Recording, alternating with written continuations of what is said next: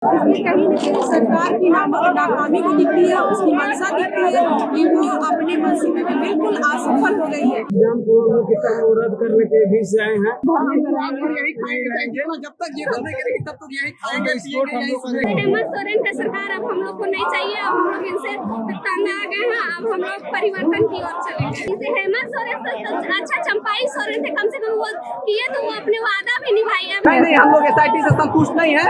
हम लोग CBI जांच पे हैं। क्या यही चोर या यही सीनाचोरी करेगा? इसी के अंदर जो अधिकारी है वही का मतलब SIT का टीम बनाया गया। हम लोग इससे संतुष्ट बिल्कुल नहीं है। घर परिवार छोड़ के पढ़ाई कर रहे हैं, अब घर वाला भी मन उब गया, बोल रहे सब गाँव आ जाओ, खेत बाड़ी ही करो। तो क्या हम लोग इसी दिन के लिए पढ़े थे? इसी दिन के लिए हम लोग का झारखंड अलग हुआ था।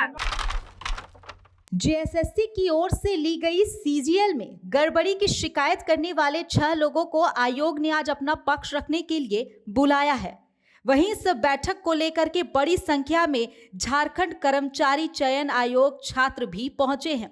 हालांकि इससे पहले ही आयोग कार्यालय के आसपास धारा 144 लागू कर दी है। वहीं आयोग की ओर से आज छात्रों के हो रहे महाजुटान को गलत बताया गया है। JSSC की ओर से 21 और 22 सितंबर को पेन पेपर बेस्ड परीक्षा ली गई। दोनों दिन परीक्षा के दौरान इंटरनेट पूरे राज्य में बंद रहा। दूसरे दिन की परीक्षा खत्म होते ही इस पर सवाल खड़े होने शुरू हो गए। परीक्षा देकर निकले उम्मीदवारों ने कई तरह के आरोप लगाए।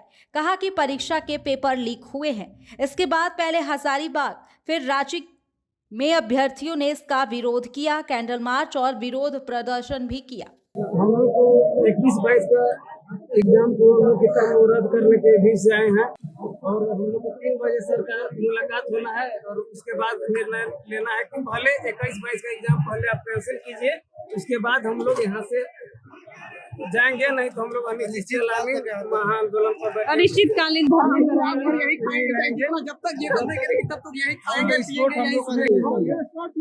बैरिकेडिंग्स लगा के रखी है सरकार। कोई सरकार अपना सुरक्षा के लिए करेगी, मतलब ये है कि अपना सेपरेट जोन में रहेगा, लेकिन उससे हम लोग क्या मतलब है? आप नोटिस जारी SIT का गठन से आप लोग संतुष्ट नहीं है? JSSC बोल रही है कि SIT गठन हुआ है, उसका निर्णय 7 दिन के बाद आएगा, तो हम लोग जांच का विषय है वो। आंसर कैसे जारी होगा जब 7 दिन के बाद आप लोग के रखिए वैसे थोड़ी होता है। आप अपना काम करते जाइए, हम लोग सुनाते रहिए। ये हम लोग सोने वाला नहीं है, हम लोग रात भर जग जग पढ़ने वाले स्टूडेंट हैं।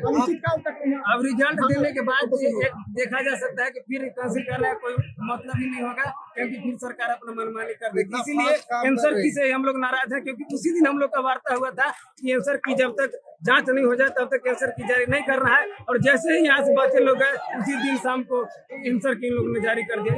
इसी तरह से लड़का लोग नाराज हो गया उन लोग से, और आज हम लोग महाआंदोलन पर आज हम लोग 24 जिला से आए हैं और जब तक 21-22 का एग्जाम रद्द नहीं होता है तब तक यहाँ से घर भी नहीं जाएंगे। ठीक सिलेबस बना लेती है और फिर और उल्टी जो होता है आंसर की जारी कर देती है वार्ता करने के बाद भी। क्या इसका यही मकसद है कि बार बार वार्ता करते जाए, ये अपना मतलब काम करते जाए? SIT का गठन हुआ, क्या कहेंगे? नहीं, हम लोग SIT से संतुष्ट नहीं है। हम लोग CBI जांच पे हैं। क्या यही चोर या यही सीनाचोरी करेगा? इसी के अंदर जो अधिकारी है वही का मतलब SIT का टीम बनाया गया। हम लोग इससे संतुष्ट बिल्कुल नहीं है। आज वार्ता हो पाएगी? वार्ता हम लोग एक ही शर्त पर करेंगे कि JSSC का अध्यक्ष और सचिव को बाहर बुलाया जाए। जब हम लोग लाखों युवा वो बाहर इतना की धूप में मर सकते हैं, तो क्या ये नहीं बाहर ला सकते हैं? हम लोग इसी मांग को मतलब साथ अड़े हुए हैं और इसी मांग के साथ वार्ता होगी। कितने दूर से आए हुए हैं? हम लोग पलामू से आए हैं चलकर। हम लोग करीब 20 लड़का आए हैं पैदल चलकर पलामू से। अभी और साथी लोग। सबसे पहले खतियानी जोहार, आपके चैनल को भी जोहार। तो हम लोग JSSC को ऑफिस इसलिए आए मैम, क्योंकि एग्जाम दिए थे, एग्जाम भी देख रहे धांधली हो रहा है। नेक्स्ट बार भी आए थे, इसी में फिर धांधली हो रही है। सरकार उस वक्त श्वासन दे के गई थी जो अब कुछ नहीं होगा, इसलिए नेट बंद कर दी। तो क्या होगा? वाईफाई तो वो नहीं रखे ना, नेट बंद करके सिर्फ हम लोग को बरगलाने का काम किया है सरकार, और कुछ नहीं। अभी देखिए हम लोग सब कुछ छोड़ के, घर परिवार छोड़ के पढ़ाई कर रहे हैं, अब घर वाला भी मन उब गया, बोल रहे सब गाँव आ जाओ, खेत बाड़ी ही करो। तो क्या हम लोग इसी दिन के लिए पढ़े थे, इसी दिन के लिए हम लोग का झारखंड अलग हुआ था। यही देखने के लिए जो यूपी बिहार वाले 40 लाख 30 लाख में नौकरी ले ले, और हम लोग पढ़ाई मेहनत करते रह जा, फिर वही लोग का घर झाड़ू पोछा करने जाए, बर्तन धोने जाए। आज जेएसएससी वार्ता करने के लिए बुलाई है, इससे पहले भी वार्ता करने के लिए बुलाई थी, क्या कहेंगे इसमें? वही तो ये सरकार से हमको समझ में नहीं आ रही है, जो ये सरकार कहना क्या चाह रही है, क्योंकि अगले बार बुलाई थी उस टाइम बोली थी इस बार नियमित अनुसार लिया जाए।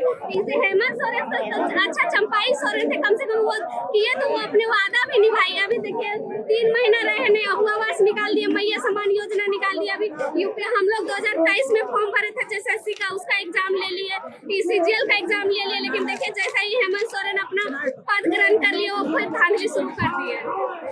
तो हेमंत सोरेन का सरकार अब हम लोग को नहीं चाहिए, अब हम लोग इनसे तंग आ गए हैं, अब हम लोग परिवर्तन की ओर चलेंगे। कहाँ से आए हैं आप अभी? रामगढ़ से चल के आए। रामगढ़ से चल के आए। शादीशुदा है, बाल बच्चेदार भी है? हाँ, मेरे छोटे छोटे बाल बच्चेदार है, हस्बैंड है जो कि सब गाँव में रहते हैं और हम यहाँ यही पढ़ाई कर रहे हैं, स्टडी कर रहे हैं। तो बताइए हम सब कुछ छोड़ के यहाँ पे लाना, फैमिली वाला कितना देर तक सपोर्ट करेंगे, कितना दिन सपोर्ट करेंगे?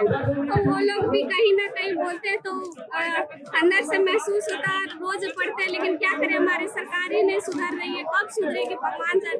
कम से कम कल्पना भाभी तो लगती है शिक्षित है, हमको तो पता है हेमंत सोरेन अगर पढ़े लिखे रहते तो आज हम लोग को ऐसे दर दर भटकने के लिए नहीं छोड़ते। लेकिन थोड़ा बहुत कल्पना भाभी से अनुरोध है, और लगता है वो शिक्षित है, तो इस मैटर को समझे और अच्छा से कार्रवाई करे, और हम लोग जिस लेवल में है उस लेवल में हम लोग को पहुंचाने का काम करें।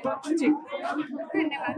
देखिए पिछले 2000 साल से एसएससी एग्जाम कंडक्ट करने का कोशिश कर रही है, लेकिन 2024 आ गया, अभी तक वो एक बार भी एग्जाम सही तरीके से नहीं कंडक्ट करा पा रही है।